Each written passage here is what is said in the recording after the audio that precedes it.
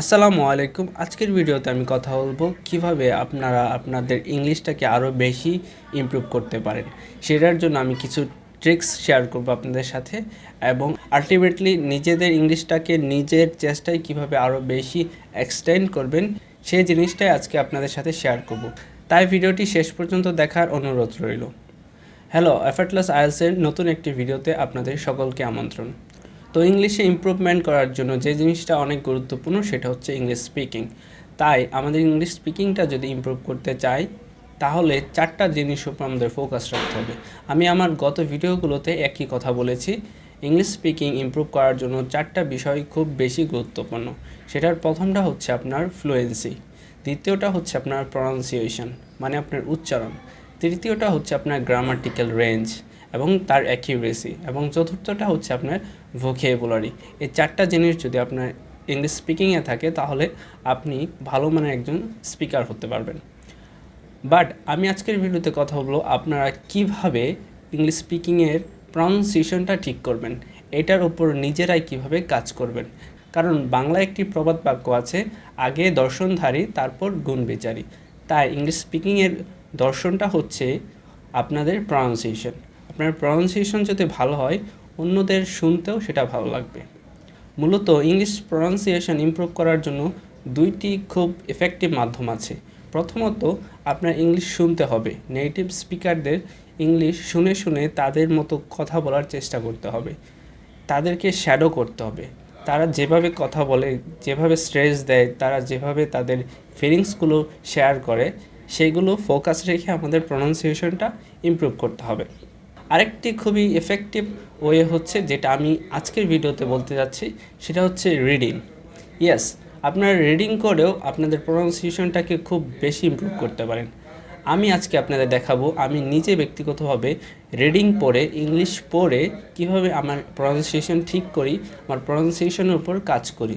তো চলুন কথা না বাড়িয়ে আমি দেখিয়ে দেই আমি কিভাবে ইংলিশ প্রনাউন্সিয়েশন ঠিক করি রিডিং করে। তার পাশাপাশি আপনাদের একটি গুরুত্বপূর্ণ ওয়েবসাইটের সাথে পরিচয় করিয়ে দেব, যে ওয়েবসাইটের মাধ্যমে আপনারা আপনাদের প্রনাউন্সিয়েশন খুব বেশি ইমপ্রুভ করতে পারেন। তো আপনাদের নিয়ে আসলাম কম্পিউটার স্ক্রিনে। তো আপনারা যখন কোনো একটা ইংরেজি লেখা পড়েন, এটা যে কোনোটাই হতে পারে। ফর এক্সাম্পল, এখানে আমি একটা লেখা ওপেন করেছি ইংরেজি, এটা আমরা পড়ে দেখানোর চেষ্টা করব আমি কিভাবে আমার ইংরেজির প্রনাউন্সিয়েশন ইমপ্রুভ করি, তার পাশাপাশি কোন ওয়েবসাইটের মাধ্যমে সেই কাজগুলো আমি সহজে করি। এবং আমি এটাও দেখাবো প্রনাউন্সিয়েশনগুলো আপনারা কিভাবে ইমপ্রুভ করতে পারেন, কোন শব্দের প্রনাউন্সিয়েশন, কোন টোনটা কিভাবে আমরা উচ্চারণ করব। তো চলুন শুরু করা যাক। এখানে প্রথমে হেডলাইনে দেওয়া আছে ক্লাইমেট। ক্লাইমেট শব্দটা আমরা সবাই ঠিক উচ্চারণ করি। তারপর দেওয়া আছে চেঞ্জ, এটা হবে change, not change.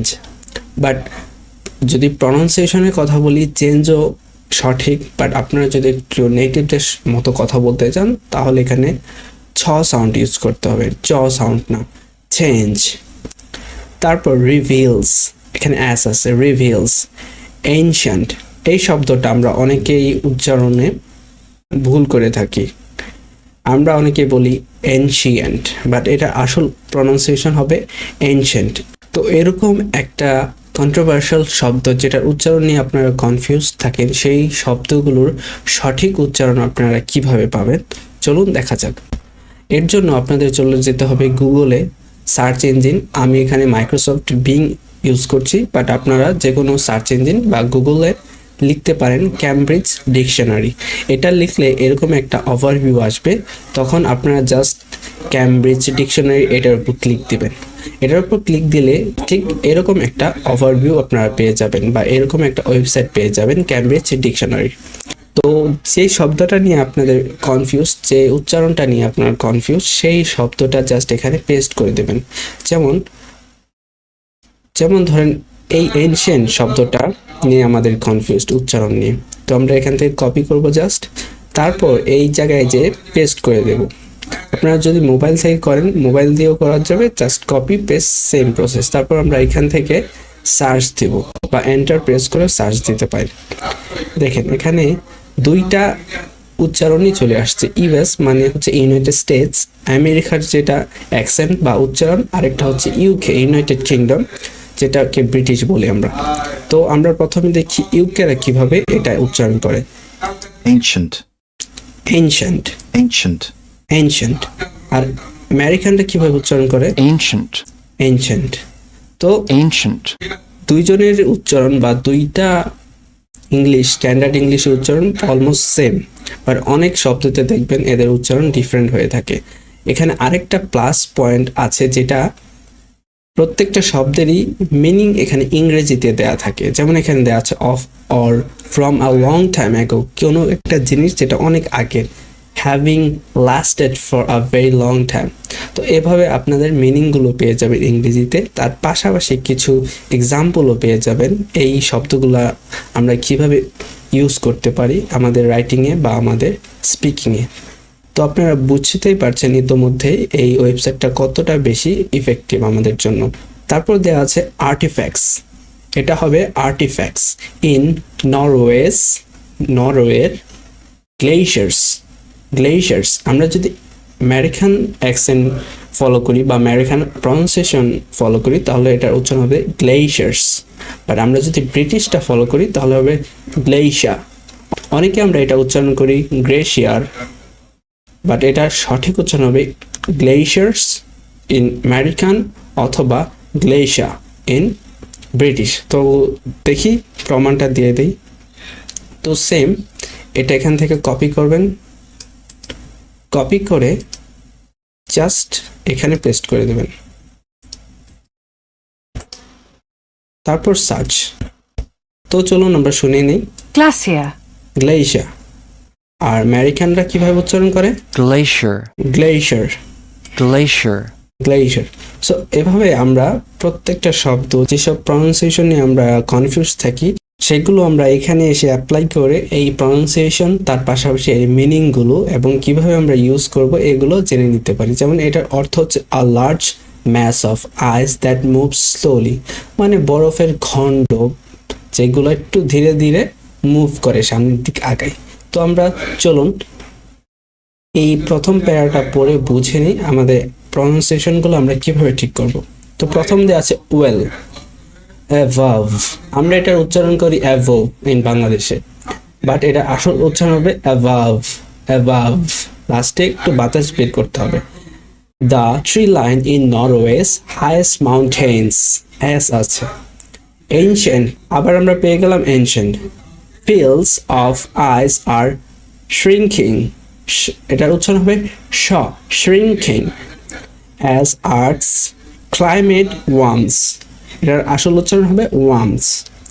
As the ice has vanished, it has been giving up the treasures.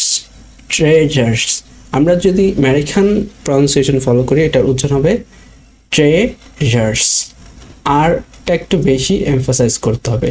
But আমরা যদি ব্রিটিশ অ্যাকসেন্ট ফলো করি তাহলে হবে ট্রেজা, ট্রেজা। আমরা এখানে আরটা উচ্চারণ করব না। তারপর আছে it has preserved in cold storage. আমরা যদি সেমভাবে আমেরিকান অ্যাকসেন্ট ফলো করি তাহলে আরটার উপর স্ট্রেস দিতে হবে বা একটু প্রেশার দিতে হবে, প্রিজার্ভড, আরটাকে একটু এমফাসাইজ করতে হবে। বাট আমরা যদি ব্রিটিশ অ্যাকসেন্ট ফলো করি তাহলে এটা বলতে হবে প্রিজার্ভড, প্রিজার্ভড। আরটা উচ্চারণ করব না, এখানে আর সাইলেন্ট থাকবে। In cold storage for the last 6000 years, items such. আমরা এটার অনেকে উচ্চারণ করি সাচ, বাট এখানে চ সাউন্ড হবে, সাচ, টু স্ট্রং চ সাউন্ড। সাচ অ্যাজ ancient, আবার চলে আসলো ancient, arrows and skis from Viking age, এটাকে আমরা অনেকে উচ্চারণ করি age, বাট এখানে জিই জ সাউন্ড হবে, স্ট্রং জ sound. age, traders and those artifacts, আবার চলে আসলো artifacts, have provided archaeologists। এখানে উচ্চারণটা দুইভাবে হয়। যদি আপনারা আমেরিকান অ্যাকসেন্ট ফলো করেন তাহলে এর উচ্চারণ হবে আর্কিওলজিস্ট, বাট আপনারা যদি ব্রিটিশ অ্যাকসেন্ট ফলো করেন তাহলে হবে আর্কিওলজিস্ট। এখানে আরটা সাইলেন্ট থাকবে, আর্কিওলজিস্ট শুধু আ দিয়ে উচ্চারণটা হবে।